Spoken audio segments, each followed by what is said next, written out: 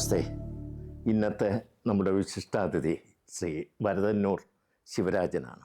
അദ്ദേഹം കവിയാണ്, പത്രപ്രവർത്തകനാണ്, സാംസ്കാരിക പ്രവർത്തകനാണ്, കൂടാതെ ഗാന രചയിതാവുമാണ്. അദ്ദേഹത്തിൻ്റെ തട്ടകം കവിതയാണ്.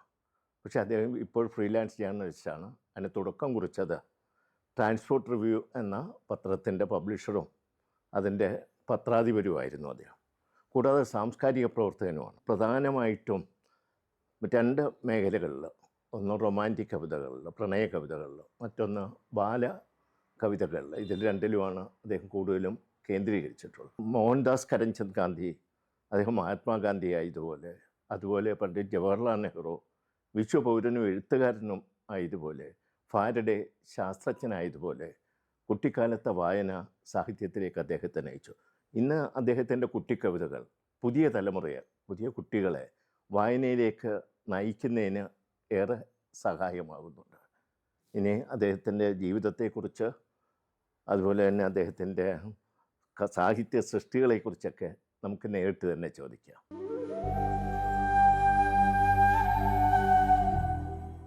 താങ്കൾക്കിപ്പോൾ 95ലേക്ക് കിടക്കാൻ പോകും. പക്ഷേ ഈ പ്രായത്തിലും നല്ല ഓർമ്മശക്തിയുണ്ട്. ഇപ്പോഴും റൊമാൻറ്റിക് കവിതകൾ എഴുതുന്നു, ബാലകവിതകൾ എഴുതുന്നു, നല്ല സ്ഫുടതയോട് താങ്കൾ സംസാരിക്കുന്നു. എന്താണ് ഇതിൻ്റെ രഹസ്യം? ഇതിൻ്റെ അതൊരു വളരെ നല്ല, പലരും പറയുന്നൊരു കേസാണ്. ഈ 93 വയസ്സായെങ്കിലും ആ വാർദ്ധക്യത്തിൻ്റെ യാതൊരു ന്യൂനതകളും എനിക്കില്ല. പക്ഷേ ഒരു 70 80 ഒക്കെ ആയിക്കഴിഞ്ഞാൽ എല്ലാവരും എഴുത്ത് നിർത്തുന്ന ഒരവസ്ഥയാണ് ഇന്ന് പൊതുവെ കാണുന്നത്. പക്ഷേ ഈ 93 വയസ്സിലും ഞാനിങ്ങനെ തകർത്ത് പിടിച്ച് പുസ്തകങ്ങൾ പ്രസിദ്ധീകരിക്കുന്നു. കാഴ്ച കുറവുണ്ട്, വെള്ളെഴുത്തില്ല, എങ്കിൽ കാഴ്ച കുറവുകൊണ്ട് വലിയ പത്രത്തിന് വലിയ കയറ്റിങ് വായിക്കാറുള്ളൂ. പിന്നെ ഓർമ്മശക്തിക്കും കുറവൊന്നുമില്ല. കവിതകൾ എഴുതുക എന്ന് പറഞ്ഞാൽ എൻ്റെ മനസ്സിൽ കടന്നുകൂടുന്ന വിഷയങ്ങൾ അതേപടി കിടക്കും. എനിക്കത് ഓർമ്മയുണ്ട്. എവിടെ ഏതെല്ലാം പുസ്തകങ്ങളിൽ ഏതെല്ലാം കവിതയാണെന്ന് വരെ എനിക്ക് ഓർമ്മയുണ്ട്. അങ്ങനെ പോവുകയാണ്. താങ്കൾ സാഹിത്യത്തിൽ പ്രത്യേകിച്ചും കവിതയാണ് തട്ടകമാക്കിയിരിക്കുന്നത്. അതിൽ ബാല കവിതകളും റൊമാൻറ്റിക് കവിതകളും ആണല്ലോ എഴുതുന്നത്. റൊമാൻറ്റിക് കവിതകൾ ഇപ്പോഴും എഴുതുമോ? 21ാമത്തെ ബുക്കിൻ്റെ പ്രവർത്തനയാണ്. അതിപ്പോൾ റൊമാൻറ്റിക്കാണ്. അതിൻ്റെ പേര് ചിലമ്പു വിലക്കം എന്നാണ്. ശരി, ഓക്കെ.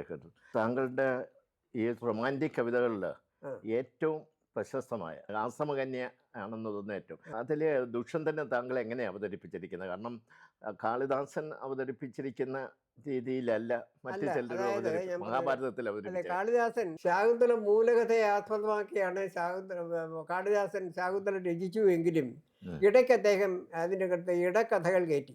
അത് ദുർവാസാവിൻ്റെ ശാപം, അതായത് രാജാവിനെ രക്ഷിക്കാനാണ്. ശകുന്തള രാജസന്നിധിയിലെത്തി അവർ നടന്ന പ്രേമകഥകളും എല്ലാം പറയുമ്പോൾ രാജാവ് അങ്ങേയറ്റം മറക്കുകയാണ്, ഓർക്കുന്നേ ഇല്ല. അത് ദുർവാസാവിൻ്റെ ശാപത്തിൻ്റെ ബലം കൊണ്ടായി സ്ഥാപിക്കാൻ വേണ്ടി. ബാലസാഹിത്യത്തിൽ ഏർപ്പെടാൻ പ്രചോദനം എന്തായിരുന്നു? എൻ്റെ ബാലകവിതകൾ ഉത്ബോധനം കൊടുക്കുന്നതാണ്. ഉദാഹരണം പറഞ്ഞു കഴിഞ്ഞാൽ, ചവറുകൾ എങ്ങും വാരി എറിയരുത്, കുട്ടിയൊക്കെ ഒരു ഉപദേശമാണ്. അത് വാരി എറിയാതെ അത് ഗാന്ധി പറഞ്ഞിട്ടില്ലേ, ഈ ചവറുകളെല്ലാം കൂട്ടിയിട്ട് തീ വെച്ച് അതിലിടുന്ന ചാരം ചെടികൾക്ക് വളമായിടണം. ഞാൻ പറഞ്ഞു അങ്ങനെ ഗാന്ധി പറഞ്ഞിട്ടില്ലേ, അതുകൊണ്ട് അതിനെ ഓർമ്മിക്കൂ, അത് കേൾക്കും. അതുപോലെ തന്നെ കളരിയിൽ സ്കൂളിൽ അധ്യാപകന്മാർ പഠിപ്പിച്ചു ഈ മദ്യപാനം പാടില്ല എന്ന്. അത് ഒരു കുട്ടി വന്നിട്ട് ആ കുട്ടി അത് ഗ്രഹിച്ചുകൊണ്ട് വന്ന് വീട്ടിൽ വന്നിട്ട് അച്ഛൻ കള്ളുകുടിയനായിരുന്നു. അച്ഛനോട് പറഞ്ഞു, അച്ഛാ കള്ളു കുടിക്കരുത്, ഇങ്ങനെ കരളിനൊക്കെ ഉണ്ടാക്കുന്ന സ്കൂളിൽ പഠിപ്പിച്ചിരിക്കുന്നത്. പക്ഷേ അച്ഛൻ അതിനെ എത്ര ഗവനിച്ചില്ല. അച്ഛൻ കള്ളുകൂടി വീണ്ടും തുടങ്ങി. 1 വർഷത്തിന് വേഗം കരളോഗം ഉണ്ടായി. കണ്ട ഭിഷക്കരും ചോദിച്ചു, ആദ്യമായിട്ട് ചോദിച്ചു, നിങ്ങൾക്ക് പരിശോധിച്ച് ചോദിച്ചു, നിങ്ങൾ അഗാധമായി കള്ളു കുടിക്കുമല്ലേ, നിങ്ങളുടെ കരൾ വീക്കം വന്നിരിക്കുന്നു എന്ന് പറഞ്ഞു. അപ്പോൾ ഇയാൾ മാനസാന്തരപ്പെടുക, എൻ്റെ കുട്ടി പറഞ്ഞത് കേട്ടിരുന്നുവെങ്കിൽ ഇത് വരിയില്ലായിരുന്നല്ലോ എന്ന് പറഞ്ഞു. അപ്പോൾ അയാളുടെ മരണപ്പെടുകയാണ് ചെയ്യുന്നത്. ഇങ്ങനെയൊക്കെയുള്ള കവിതകളാണ് ഞാൻ എഴുതാറുള്ളത്. മഹാകവി ഉള്ളൂരാണ് കാക്കേ കാക്കേ കൂടവിടെ എന്നുള്ള ആർക്കും മനസ്സിലാകുന്ന ലളിതമായ കവിത എഴുതിയത്, പാട്ട് എഴുതിയത് ഉള്ളൂരാണ്. അതുപോലെ തന്നെ ആശാൻ, താങ്കൾ ഈ വല്ലിയിൽ നിന്ന് ചെമ്മയ പൂക്കൾ പോകുന്നതെന്ന് എഴുതി. അവർക്കൊക്കെ അത് എഴുതാൻ കഴിഞ്ഞത് കുട്ടികളുടെ മനസ്സ് വായിക്കാൻ കഴിഞ്ഞു, കുട്ടികളുടെ ഭാഷയിൽ എഴുതാൻ കഴിഞ്ഞു, കുട്ടികളുടെ ചിന്ത ഉൾക്കൊള്ളാൻ കഴിഞ്ഞു. കുട്ടിയുടെ മനസ്സ് ഉൾക്കൊള്ളാൻ താങ്കൾക്ക് കഴിയുന്നു, ഭാവന ഉൾക്കൊള്ളാൻ കഴിയുന്നു. കുട്ടികളുടെ മനസ്സ് ഉൾക്കൊള്ളാൻ നമ്മൾ ഈ കുട്ടികളുടെ 2 വിഭാഗമായിട്ടാണ് ഞാൻ തിരിച്ചിരിക്കുന്നത്. പ്രൈമറി സ്കൂൾ വരെ പഠിക്കുന്ന കുട്ടികൾ, അത് കഴിഞ്ഞിട്ട് +2 വരെയുള്ള കുട്ടികൾ. അപ്പോൾ എൻ്റെ കവിതകൾ മിക്കവാറും കൂടുതലും ഞാൻ എഴുതിയിട്ടുള്ള ഈ +2 വരെയുള്ള കുട്ടികൾക്ക് കുട്ടികൾക്ക് വേണ്ടിയുള്ളതാണ്. വേണ്ടിയാണ്. അത് കുറച്ച് ഭാവനാത്മകമായിരിക്കും, കുറച്ച് ചിന്താത്മകമായിരിക്കും.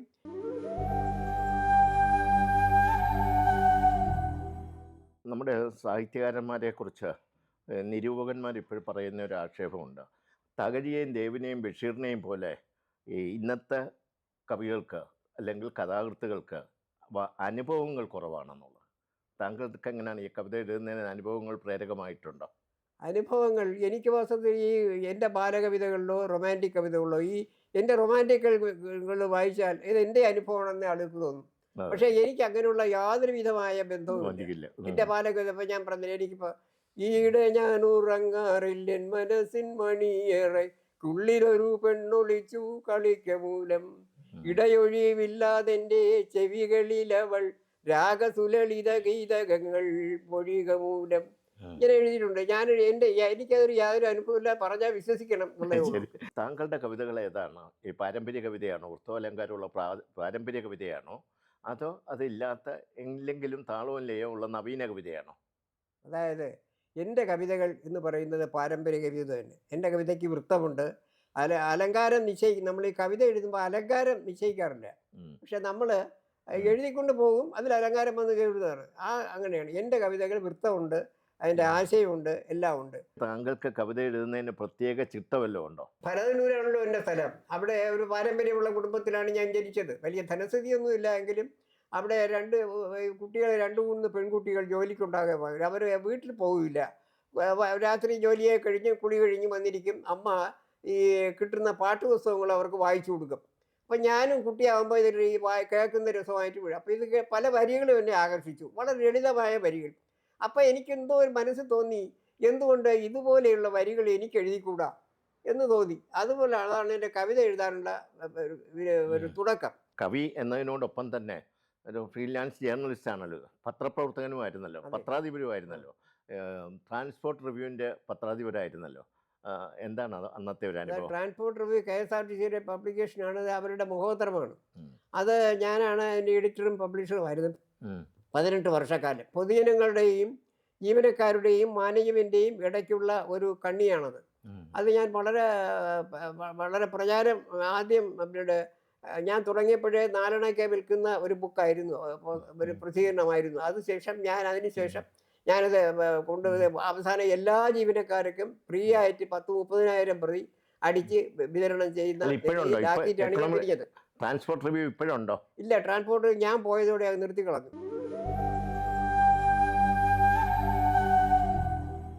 താങ്കളൊരു സാംസ്കാരിക പ്രവർത്തനം കൂടാണല്ലോ. ആസ്വാദന വേദി എന്ന് പറഞ്ഞൊരു സംഘടന താങ്കളുടെ നേതൃത്വത്തിലുണ്ടായിരുന്നല്ലോ. 250ഓളം സാഹിത്യകാരന്മാരുടെ വീട്ടിൽ പോയി അവരെ ആദരിച്ച് ആ സംഘടന ഇപ്പോഴും ഉണ്ടോ? താങ്കളാണോ അതിൻ്റെ നേതൃത്വം ഇപ്പോഴും? ഇല്ല, അതായത് ഞാൻ ഇവിടുത്തെ സാഹിത്യകാരന്മാരെയും മറ്റുള്ള ഇതര പ്രവർത്തകരെയും ആരും തന്നെ സഹായിക്കുന്നില്ല. ഇവിടെ ഒരാൾ മരിക്കുമ്പോൾ അദ്ദേഹത്തെ ഒരു 2-3 ലേഖനങ്ങൾ അങ്ങ് പത്രത്തിൽ എഴുതും പത്രക്കാർ. ഇപ്പം തന്നെ MD മരിച്ചപ്പോൾ എത്ര വീണ്ടും തുറന്നിപ്പോഴും ലേഖനം വന്നുകൊണ്ടിരിക്കുകയാണ്. പക്ഷെ അദ്ദേഹം ജീവിച്ചിരിക്കുമ്പോൾ നിങ്ങളുടെ കൃതി അല്ലെങ്കിൽ നിങ്ങളുടെ എഴുത്ത് ഇങ്ങനെ ഞങ്ങൾക്ക് ആകർഷിച്ചു എന്നും പറഞ്ഞ് എഴുതാറില്ല ആരും. അല്ല, ഇപ്പോഴുണ്ടോ ആ സംഘടന? ഇപ്പോഴും ഉണ്ടോ? ഉണ്ട്. അതുകൊണ്ട് ഞാൻ എൻ്റെ മനസ്സിൽ തോന്നിയനുസരിച്ച് ഇങ്ങനെ അത് പോരാ, ഇവരെ ആദരിക്കണം എന്നുള്ള ഞാൻ ഗ്രന്ഥശേഖരം ആദരിക്കുക. അപ്പം ഞാൻ പലരോടും പറഞ്ഞപ്പോൾ അവരാരും യോജിച്ചില്ല. പക്ഷേ ഗ്രന്ഥശേഖരം ആസ്വാദന വേദി എന്നൊരു ഞാൻ ഏകാംഗനായിട്ട് തന്നെ അത് തുടങ്ങിക്കഴിഞ്ഞതിന് ശേഷം ഞങ്ങൾ വിശിഷ്ട സാഹിത്യകാരന്മാരെ, രാഷ്ട്രീയ പ്രവർത്തകരെ, ഇവരുടെ എല്ലാം വീടുകളിൽ ഞാൻ തന്നെ സഹൃദയരായ ആളുകളെ ക്ഷണിക്കും. അവരുടെ ചെലവിൽ എന്നോടൊപ്പം വരും. അവരുടെ വീട്ടിൽ പോകും. അവരുടെ കാര്യങ്ങൾ ഇങ്ങനെ അവിടെ വിശകലനം ചെയ്തും അവർക്ക് അഭിനന്ദനം പറഞ്ഞ് പിരിയും. അതായത് ഞാനിങ്ങനെ ചെയ്തുകൊണ്ടിരുന്നപ്പോഴേ നമ്മുടെ ആനന്ദക്കുട്ടൻ, പ്രൊഫസറായിരുന്ന ആനന്ദക്കുട്ടൻ, അദ്ദേഹം എന്തോ ഒരു ആക്സിഡന്റ് പറ്റി വീട്ടിൽ നടക്കാൻ വയ്യാതിരിക്കുന്ന അവസ്ഥയായിരുന്നു. അപ്പോൾ അദ്ദേഹം ഒരാളിനോട് പറഞ്ഞു വെച്ചു, ശിവരാജനെ എനിക്കൊന്ന് കാണണം. അതുകൊണ്ട് എനിക്ക് അദ്ദേഹത്തെ പോയി കാണാൻ നിവൃത്തിയില്ല, നടക്കാൻ വയ്യ, എന്നെ ഒന്ന് കാണാൻ പറയണമെന്ന് പറഞ്ഞു. ഞാൻ വളരെ കാര്യമായിട്ട് അദ്ദേഹത്തെ പോയി കണ്ടു. അത്ര വലിയ എനിക്ക് അദ്ദേഹത്തുമായിട്ട് വലിയ പരിചയമൊന്നുമില്ല, ഞാൻ പഠിച്ചേക്ക് കൊണ്ടെത്താണ്. അപ്പോൾ ചെന്നപ്പോൾ പറഞ്ഞു, ശിവരാജൻ, എനിക്ക് ഇങ്ങനെ നിങ്ങൾ വന്ന് എൻ്റെ കാര്യങ്ങൾക്ക് ചർച്ച ചെയ്യുന്നത് കേൾക്കാനുള്ള അതിയായ ആഗ്രഹമുണ്ട്. ഞാൻ പറഞ്ഞു ചെയ്യാമല്ലോ എന്ന് പറഞ്ഞ് ചെയ്തു. അപ്പം ഞാൻ 7 സാഹിത്യകാരന്മാരുടെ അവിടെ പോയപ്പോൾ ഞങ്ങൾ വിചാരിച്ചിരുന്നു അവിടെ ആരും കാണില്ല. സാധാരണ ഞങ്ങൾ പോകുന്ന വീടുകളിലൊക്കെ അങ്ങനെയാണ്. അവിടെ ചെന്നപ്പോൾ അവിടെ ഒരു കല്യാണത്തിൻ്റെ ആളുണ്ട്, ഉം. ആനന്ദക്കുട്ടൻ സാറിൻ്റെ വീട്ടിൽ വഴുതിക്കാട്ട്. അവിടെ ഞങ്ങൾ കാര്യമായിട്ട് സംസാരിച്ചു. അദ്ദേഹം വളരെ വിശദമായിട്ട് പിന്നെ മറുപടിയും പറഞ്ഞു. ഉം. ഈ 300 വീടുകളിലും വളരെ വളരെ ഹാർദവമായ സ്വീകരണമായിരുന്നു.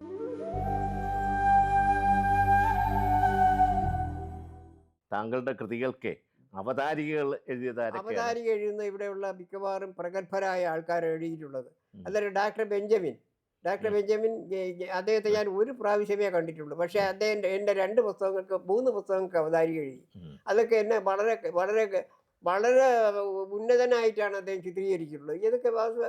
ഞാൻ ഇതൊക്കെ വായിക്കുമ്പോൾ അതിശയിക്കുകയാണ്. അദ്ദേഹം ഡോക്ടർ ബെഞ്ചമിൻ്റെ എം കെ സാറിൽ നിന്ന് കിട്ടിയതുപോലെ ഡോക്ടർ ബെഞ്ചമിനിൽ നിന്ന് ഇങ്ങനെ ഒരു അഭിപ്രായം കിട്ടുമെന്ന് എന്തുകൊണ്ട് സാരമില്ലേ എന്നാണ് ഞാൻ ചിന്തിക്കുന്നത്. അതായത് എൻ്റെ ഇപ്പോഴത്തെ 1000 കാന്താരി പൂത്തിറങ്ങി എന്നുള്ളൊരു പുസ്തകം ഞാൻ ബാലകവിതാ സമാഹാരം തിരഞ്ഞെടുത്ത ബാലകവിത 1000 കാന്താരി പൂത്തിറങ്ങി. അതിലെ ഒരു കവിതയുണ്ട്, നാരായണത്ത് ഭ്രാന്തന്റെ കുറിച്ചുള്ള ഒരു കവിതയുണ്ട്. ബെഞ്ചമിൻ അതിൽ പറഞ്ഞിട്ട്, നാരായണത്ത് ഭ്രാന്തനെ ഇനി കാണണ്ട, ഇത് വായിച്ചാൽ മതി, നാരായണത്ത് ഭ്രാന്തൻ നമ്മുടെ മുമ്പിൽ നിൽക്കുന്നു. അത്ര വ്യക്തമായിട്ട് ഈ നാരായണത്ത് ഭ്രാന്തനെ കുറിച്ച് നിങ്ങൾ എങ്ങനെ എഴുതിയെന്ന് എന്നോട് ഫോണിൽ ചോദിച്ചു. താങ്കളുടെ ഒരു കവിത ഒന്ന് ആലപിക്കാമോ? ഓർമ്മയുണ്ടെനിക്കിന്നും ആ നല്ല ദിവസം, നിൻ വീട്ടിൽ ഞാൻ ആദ്യം വന്ന ദിവസം മറന്നു നീ. മുറ്റത്തു മാവിന്മാരിൽ പടർന്നു കുരുക്കുത്തി മുല്ലകിക്കിളിക്കൊണ്ടു ചിരിക്കുന്നതും നോക്കി. നീയെന്നു ഞാൻ വന്നപ്പോൾ നിന്നൊരാ നിലയിന്നും നിർമ്മലയെ ഓർക്കുമ്പോൾ മാനസം കുളിർക്കുന്നു. കണ്ണുമാമുനി വാട മുറ്റത്തു ദുഷ്യന്തനെ കണ്ടവൾ ശകുന്തള ദേവിയെ ഓർമ്മിക്കുന്നു.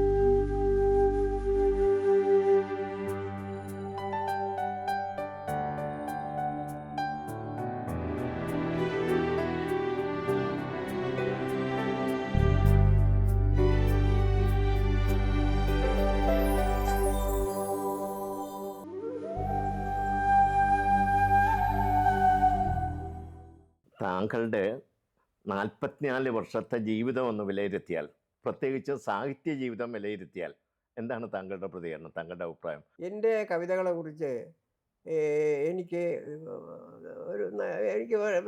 എൻ്റെ പ്രത്യേകമായ വ്യക്തിപരമായി നല്ലൊരു അഭിപ്രായമാണ്.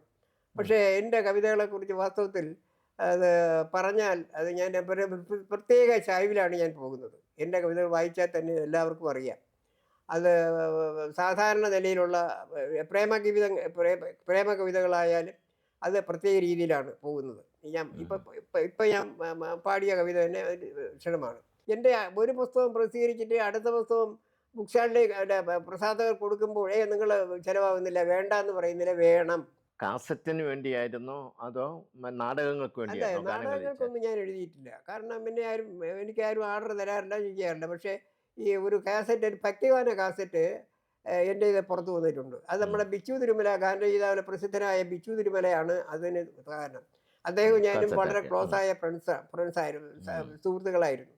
അദ്ദേഹം ഒരു ദിവസം എന്നോട് പറഞ്ഞു, ഇവിടെ ഒരു 10 ഭഗവതി, കേരളത്തിലെ 10 ഭഗവതികളെ കുറിച്ചുള്ള പാട്ട് എഴുതിത്താന്ന് പറഞ്ഞു.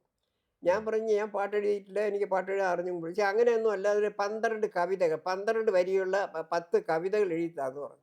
ഞാൻ അങ്ങനെ എഴുതി കൊടുക്കുന്നു. കേരളത്തിലെ 10 ഭഗവതികളെ കുറിച്ച് അദ്ദേഹം, ഞാൻ സാധാരണ കോവിലൊന്നും പോകുന്ന ആളല്ല. ബിച്ചു അത് വായിച്ചിട്ട് ഞാൻ, നിങ്ങൾ കോവിലൊന്നും പോകാത്ത ആള് ഇതിൽ ഇത്രമാത്രം ഭക്തി നിങ്ങൾ എങ്ങനെ ഉണ്ടാക്കി? പാറ്റുകാദേവി ചോറ്റാനിക്കര പറയും ഇങ്ങനെ ഭക്തി അതിൽ വിഷയിച്ചെന്ന് പറഞ്ഞാൽ അദ്ദേഹം തന്നെ അതെൻ്റെ ഇത് വാങ്ങിച്ചുകൊണ്ട് പോയി. പിന്നെ ഞാനൊന്നും അറിഞ്ഞിട്ടില്ല. കാരണം അദ്ദേഹത്തിന് വന്ന ഒരു ഓഫറാണത്.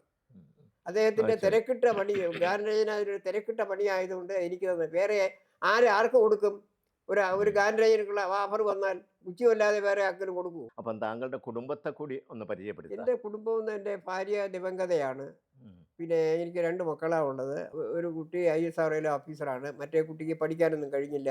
മരുമകനുണ്ട്, KSE ബോർഡിലെ ഡെപ്യൂട്ടി ചീഫ് എഞ്ചിനീയറാണ്. താങ്കളുടെ ഭാവി പരിപാടി എന്താണ്? സാഹിത്യ എൻ്റെ സമിതി ഭാവി പരിപാടി എൻ്റെ എന്താണ്? ഭാവി പരിപാടി പുസ്തകങ്ങൾ ഇറക്കുക എന്നുള്ളത് തന്നെ. ഇറക്കാന്നുള്ളത്. പുസ്തകം ഇപ്പോഴും ഞാൻ എഴുതിക്കൊണ്ടിരിക്കും. ഞാൻ പറഞ്ഞ എൻ്റെ 20ാമത്തെ പുസ്തകം ചെല്ലച്ചിലമ്പതിലൊക്കെ ഇപ്പോൾ എഴുതി തീരും. ഇപ്പം ഇനി 7 എണ്ണം കൂടെ എഴുതാറുള്ളൂ. അതുകൊണ്ടേ പ്രസ്സിലേക്ക് പോകും.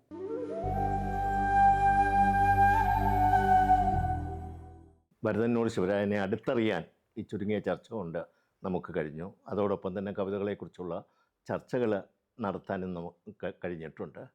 ഇനിയും കൂടുതൽ കവിതകൾ എഴുതി നമ്മുടെ ശ്രേഷ്ഠ മലയാളത്തെ, പ്രത്യേകിച്ചും ബാലസാഹിത്യത്തെയും അതുപോലെ പ്രണയ കാവ്യങ്ങളും ഒക്കെ രചിച്ച ശ്രേഷ്ഠ മലയാളത്തെ സമ്പന്നമാക്കാൻ അദ്ദേഹത്തിന് കഴിയട്ടെ എന്ന് ആശംസിക്കുന്നു. അതിനുള്ള ആരോഗ്യങ്ങളും ഉണ്ടാകട്ടെ എന്ന് പ്രാർത്ഥിക്കുന്നു. നമസ്തേ.